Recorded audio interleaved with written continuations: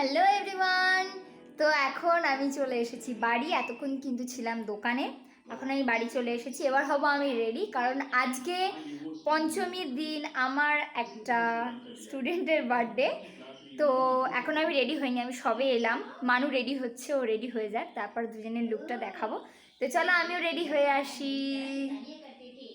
Hello everyone, তো দেখো finally আমি একদম রেডি হয়ে চলে এসেছি। অনেকটা দেরি হয়ে গেল রেডি হতে হতেই। মেয়েদের রেডি হওয়া বুঝতেই পারছো। আমাকে এই লুকটাতে কেমন লাগছে অবশ্যই জানিও, এই সাজটা কেমন লাগছে আমাকে অবশ্যই জানিও। আর এই হলো আমার স্টুডেন্টের গিফট। তো চলো এখন যাওয়া যাক। মানু আয়। আর এই হচ্ছে আমাদের মানু। কেমন লাগছে দুজনকে অবশ্যই জানিও। তো আমরা এখন বেরালাম। তো চলো গাইজ যাওয়া যাক, সবটা তোমাদের সাথে শেয়ার করছি। ওদের বাড়িটা কিন্তু খুব একটা দূরে ছিল না আমাদের বাড়ি থেকে, কিন্তু আমি কিন্তু চিনতাম না, ফার্স্ট টাইমই যাচ্ছিলাম। ওদের বাড়ি একদম আমার মামার বাড়ির কাছাকাছি ছিল, তাই আমার চিনতে খুব একটা অসুবিধা না হলেও একটু ভয় ভয় করছিল, যেহেতু ওরা যে সাইডটা থাকে ওই সাইডটা আমি একদম প্রথমবার যাচ্ছিলাম। এর আগেও গেছি কিন্তু অতটা ভালোভাবে দেখিনি।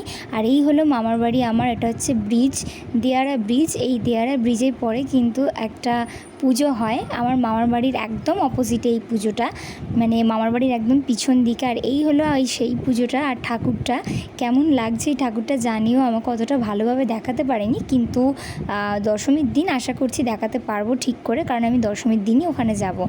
তো দুজন মিলে আমরা ওখানে চলে গেছিলাম আর একটু দূরে। আর এখানে কিন্তু আসতে দিচ্ছিল না গাড়ি, শেষমেশ আমি যেহেতু চেনা জানা ছিলাম ওই জন্য আমাকে কিন্তু ওখান থেকে পাস করিয়ে দিল। তারপর একটা আন্টি কিন্তু দাঁড়িয়েছিল আমার জন্য, আমার মায়ের বান্ধবী হয়। আমার মাই ফোন করে দিয়েছিল যে ওরা চেনে না। আর এই দেখো আমার স্টুডেন্টের বাড়ির একদম সামনেও একটা প্যান্ডেল হয়, সেখানেও পুজো হয়। আমি এই পুজোটা কিন্তু প্রথমবার দেখলাম, এর আগেও হতো কিন্তু আমি কখনো আসিনি এখানে। আর ফাইনালি আমি ওদের বাড়ি চলে এসেছিলাম। জানো গাইজ মজার বিষয় কি, আমি ওদের বাড়ির নিচে দাঁড়িয়ে ওদেরকে ফোন করছিলাম যে তোমাদের বাড়ি কোনটা।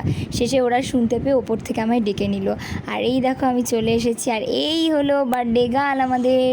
দেখো এত ছোটো যে ওকে দেখাই যায় না। আর আমি তারপর ছিলাম বসে। আমার এই ফুল লুকটা, আমার জামাটা কেমন লাগছে অবশ্যই জানিও। এটা কিন্তু পুজোরই জামা, আর যেহেতু একদিনও বেরানো হয়নি তাই ভাবলাম পুজোর জামাটা পরেই যাওয়া যায় পঞ্চমীর দিন।